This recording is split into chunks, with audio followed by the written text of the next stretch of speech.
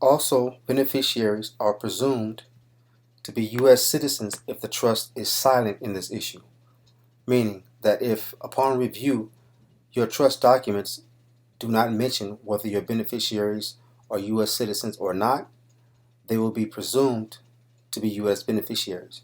Now, in the statutory trust, that really is of no consequence. But if you're running a private trust, then that's something you want to address. You want to make sure your beneficiaries are not U.S. citizens. And even though they may appear to be, there are ways to go beyond them being deemed U.S. citizens. I'll just put it that way. That's for further study. But again, if your trust is statutory, you don't even have to worry about that. Now, let me go back to something that I made a misstatement on, where I said here, when the grantor passes, trustee is in full control of the trust and he can designate a co-trustee. I say that the grantor can represent the trust in court, but if the grantor has passed, obviously it will be the trustee representing the trust in court. So if someone has an issue with the division of the property, it would be the trustee who would go to court and petition on behalf of the trust to have it administered according to how the grantor wanted the trust administered or the property divided. So just correcting that mistake. Okay, so now we're going to go over the irrevocable trust. We're going to cover the grantor position, the trustee position, and the beneficiary's position as it relates to an irrevocable trust. They're slightly different. The grantor in an irrevocable trust relinquishes all right to the property placed in the trust, making the tax liability on the trust. So, the tax liability is on the trust. Now, the advantage in this is that the trust is taxed at a lot lower rate than an individual. It's basically taxed a lot different. And much more goes into it than it just being a lower rate. There are many more write-offs.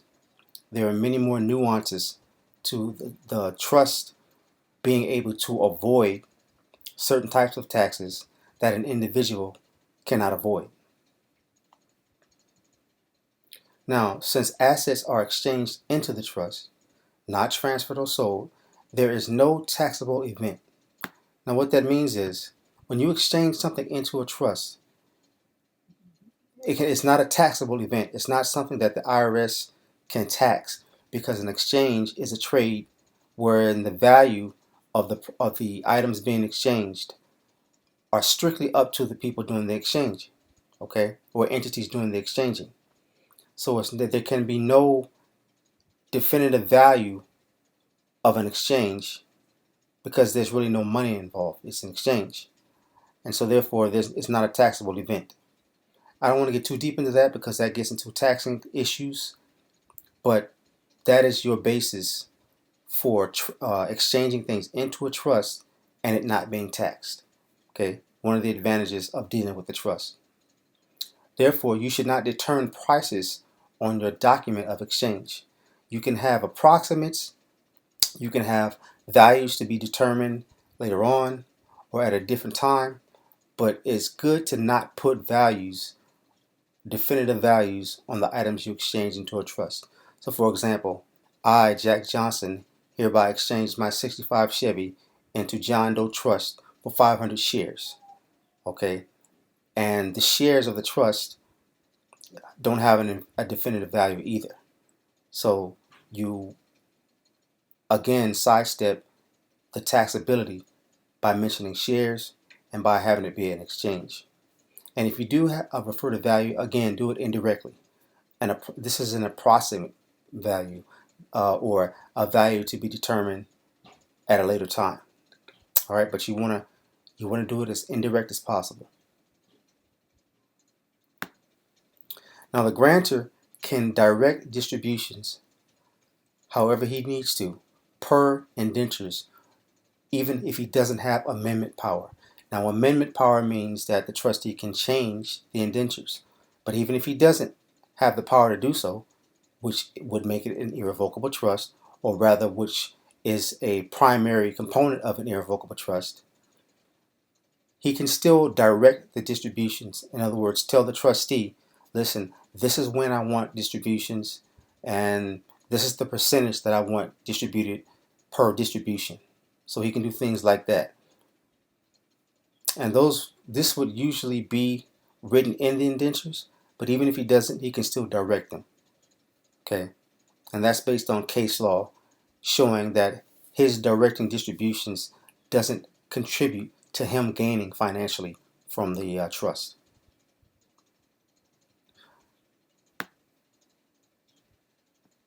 Okay, the grantor can be a co-trustee, but not solely control financial allocations or material activities of the trust. Now, this is basically saying that the grantor cannot write checks. He can't deal with the bank and write checks that where he controls the money flow, because he controls the money flow, then he's benefiting from the trust. He's showing ownership. He's showing what he's supposed to have surrendered once he made this trust irrevocable and he gave the trustee all legal title. So he cannot handle any financial transactions directly or direct financial transactions with banking institutions or the like. And he cannot control material activities of the trust, meaning that if something will change the form of the trust, or something will affect the trust in terms of where the money goes, or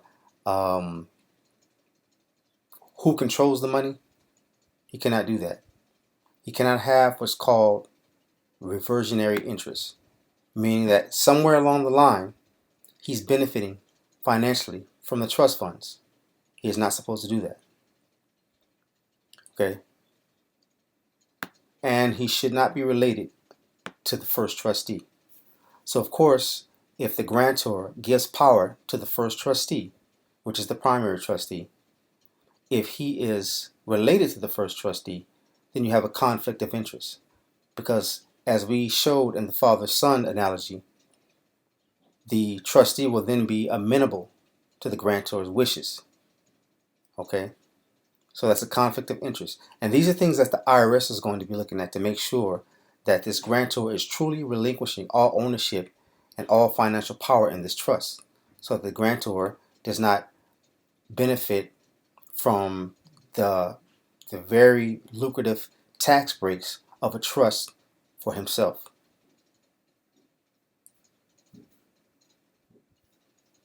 The trustee.